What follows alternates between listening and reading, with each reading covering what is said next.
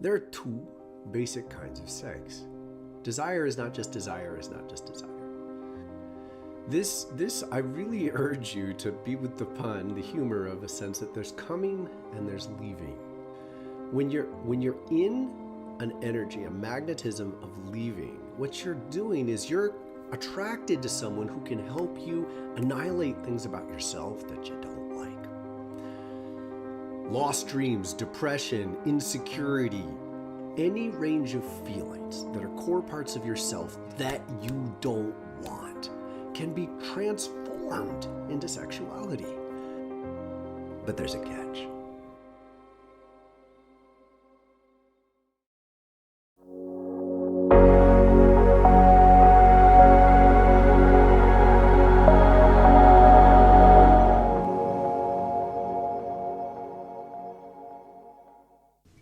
My name is Daniel Kaya Fusen.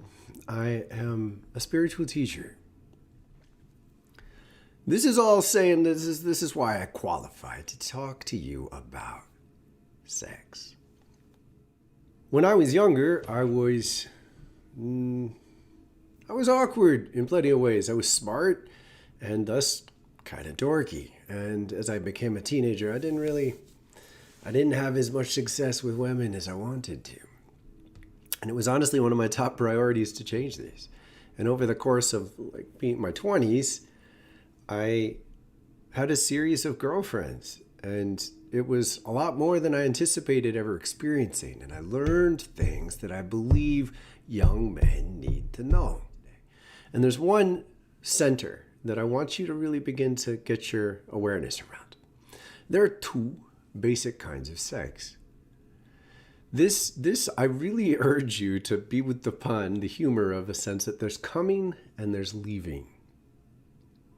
Now, when you recognize what's happening in this way, a lot will change for you. Desire is not just desire is not just desire.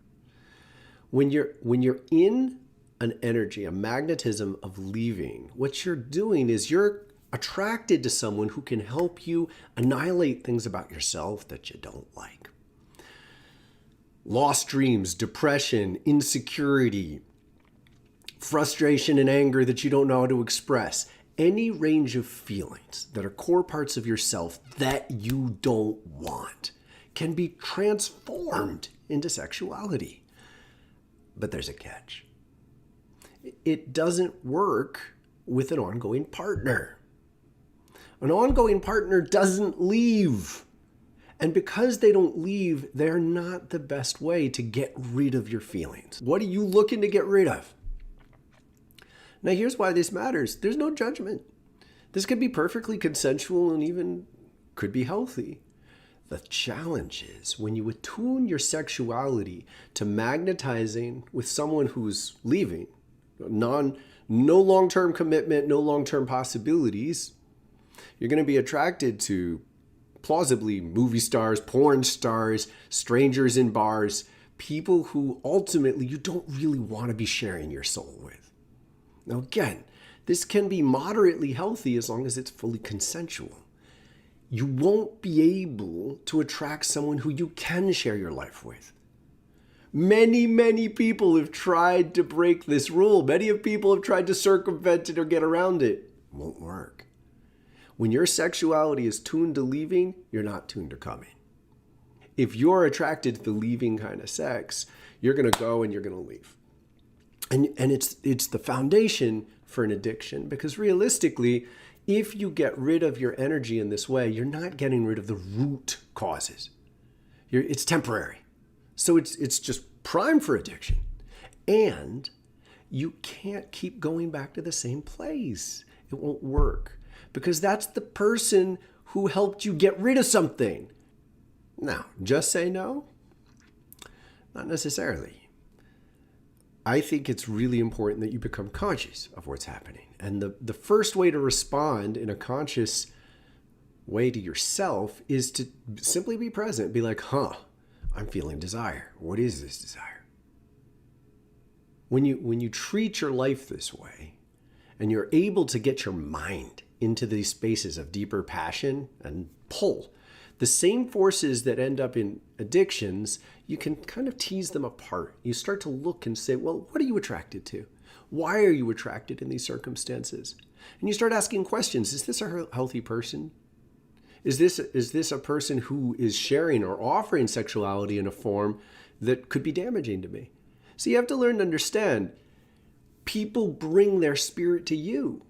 It's not a one-way street here. So when you're bringing elements of yourself that you're not pleased with, that you're not happy about, that you'd like to get rid of, so are they. If you're trading, you're sort of annihilating it, but you're also sort of saying, here, hold this for me for a while until I can forget about it.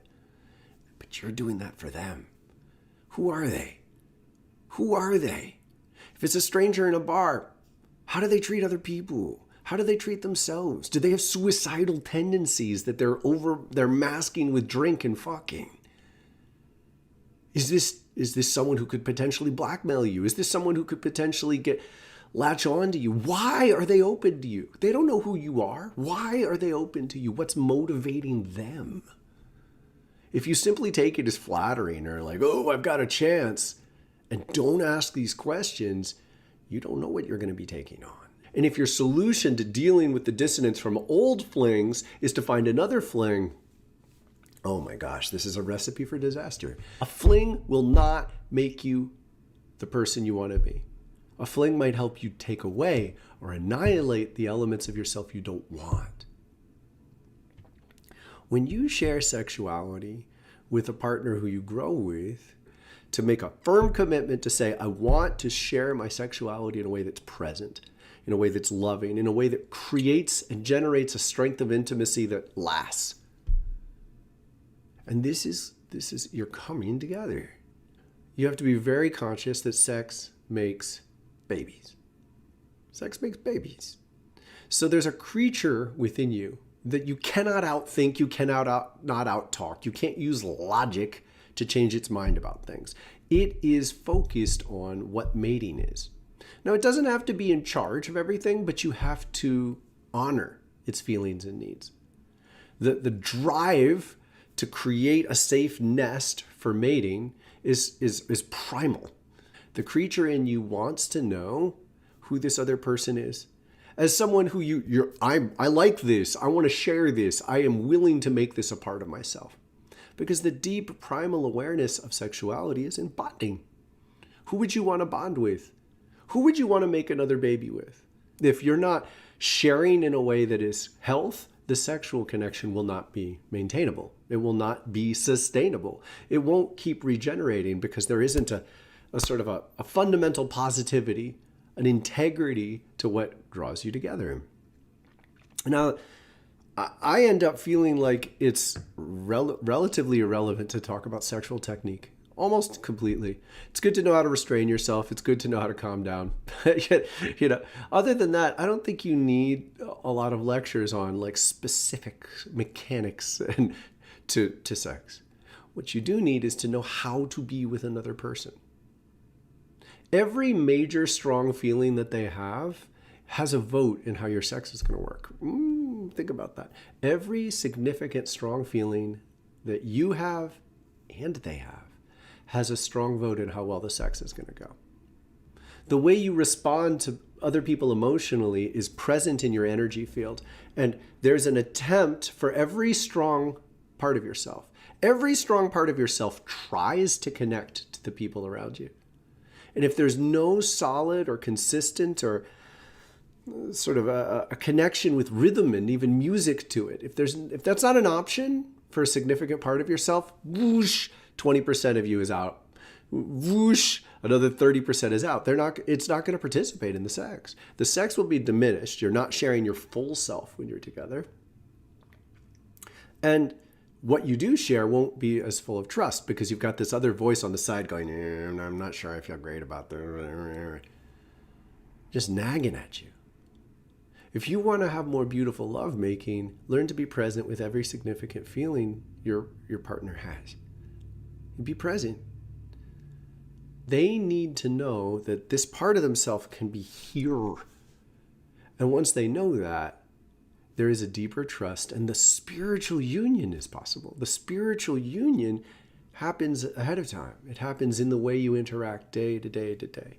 These are the foundations of a healthy intimacy that's about coming together, being close to each other.